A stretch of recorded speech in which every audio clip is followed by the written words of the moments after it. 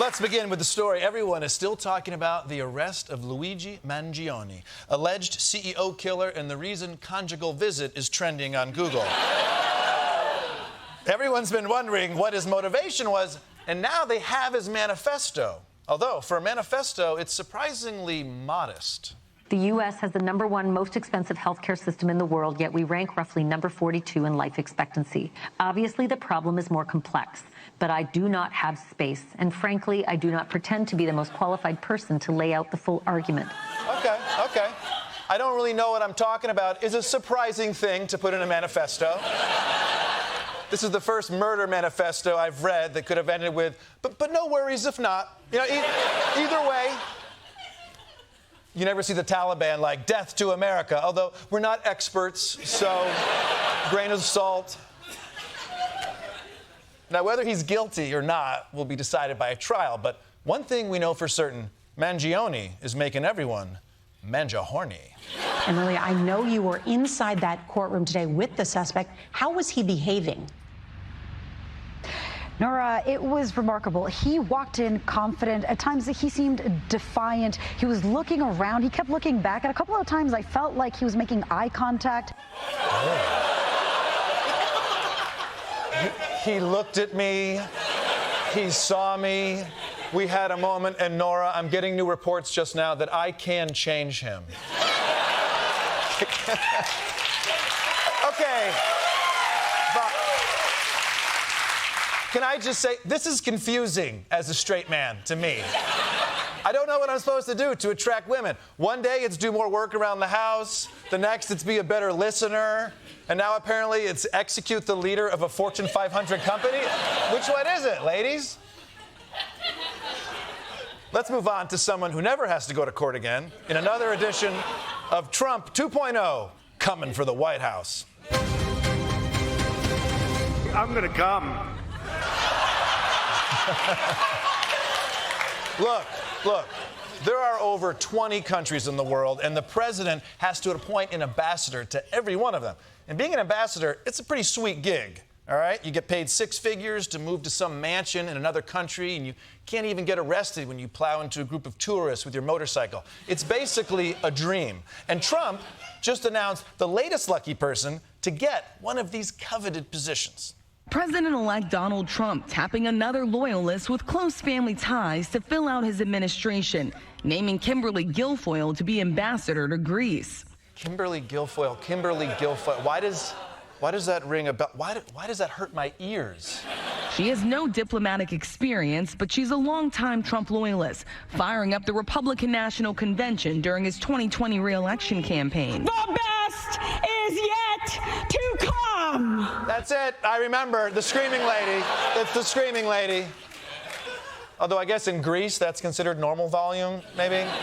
Now, you might be wondering, why is Trump appointing Kimberly Guilfoyle if she has no diplomatic experience and seemingly no ties to Greece? Well, it turns out it might be a consolation prize. In a statement, the president-elect calling her a close friend and praising her sharp intellect. But he made no mention of her 4-year-long engagement to his eldest son, amid tabloid rumors that Donald Trump Jr. is now dating someone new. Wow. What a great way to end a relationship. Forget about listen, it's not you, it's me. Now we've got listen. How would you like to be the ambassador to Greece? Good for Kimberly to score this position after a breakup. Last time one of my relationships ended, I couldn't even get my Valtrex back. Now, it's okay, she needs it now too, so. Bon voyage, Kimberly, your relationship is over, but now you get to move to Greece, or as you might say, The best is yet to come. oh my God, it still hurts. Meanwhile, things are a little rockier for a different Trump appointee, Pete Hegseth, nominee for Secretary of Defense and veteran of multiple tours with Captain Morgan. Last week, his nomination looked like it was in big trouble, probably because people were worried he'd have to blow into a breathalyzer before entering the Situation Room. But let's check in on how it's going now. After a rocky start, Pete Hegseth, President-elect Trump's intended choice to lead the Pentagon, is on the rebound. He's much better off this week than he was last week. Some Republicans, including ones like Senator Tommy Tuberville of Alabama, someone who's very close to Donald Trump, have brushed off these reports of excessive drinking. Is he a drunk? I mean, does he hang out in bars every night? Does he drink for lunch and dinner and breakfast? Does he piss martinis and shit olives? No? Well, then give this man security clearance. I'm sorry, but he's not drunk every second of his life. It's a pretty low bar. Which, by the way, is the only bar that Pete Hegseth hasn't been thrown out of. Look, you can argue what the exact definition of a drinking problem is, but I think a good barometer is everyone in the country talking about how much you drink? Then you probably have a drinking problem. So that's one excuse for putting Hegseth in charge of the Defense Department. But let's hear another one from Oklahoma Senator Mark Wayne Mullen. Yes, that's his name. What I'm saying is, when you're talking about drinking at 10 in the morning, that's a drinking problem. Now, it doesn't mean that there should be a stigma. Then there's a lot of politicians that have a drinking problem, Jake. Yes, of course. But I guess my question is... Yeah, and then there's probably a lot of media that has a drinking problem, too. Yeah. A lot of people have drinking problems, but they're not trying to run the Pentagon. So, yeah, it's different. It's different. And you agree. That's why you're clapping. It's like he's saying, oh, nobody cared about my drinking before I got behind the wheel, and now all of a sudden it's a problem. Yeah, it's a problem. Yeah. Ultimately, it's worse if you're an alcoholic in certain jobs. Like, you don't want to have an alcoholic pilot, but a drunk Daily Show host? I mean, what's the worst that happens? I pee myself behind the desk, and I need LaToya to bring me new pants right now. LaToya, new pants. LaToya, new pants.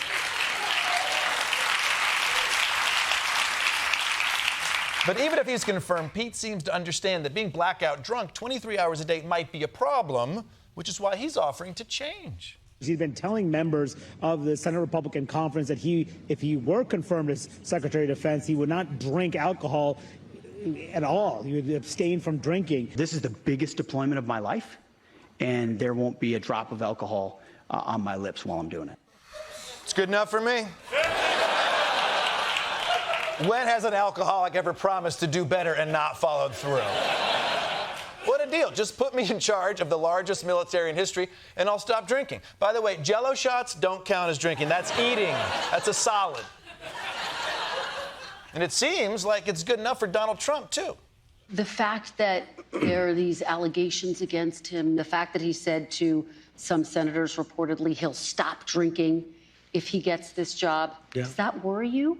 No, I think that everybody has something that they can stop. Some people can stop eating. I'm lucky I'm not a drinker, but I could stop eating. All right. I think I speak for everyone when I say, sir, no, you couldn't. All right? I guess he means eating junk food. But still, there's a big difference between alcoholism and eating. No one's ever said, Dad, you came home full again.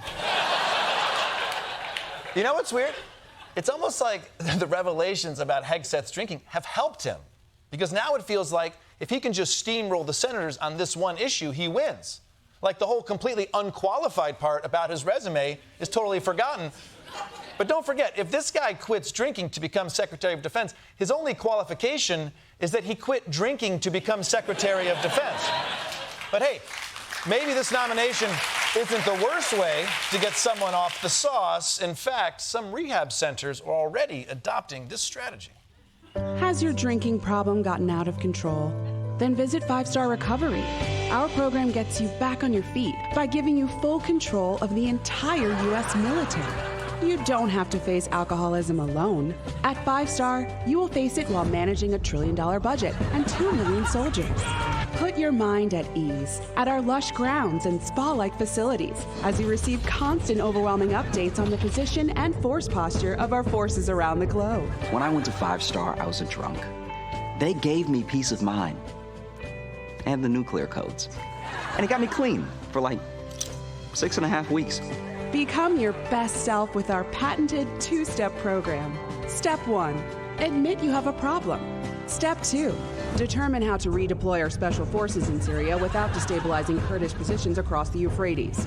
Do not our treaty with 5-star.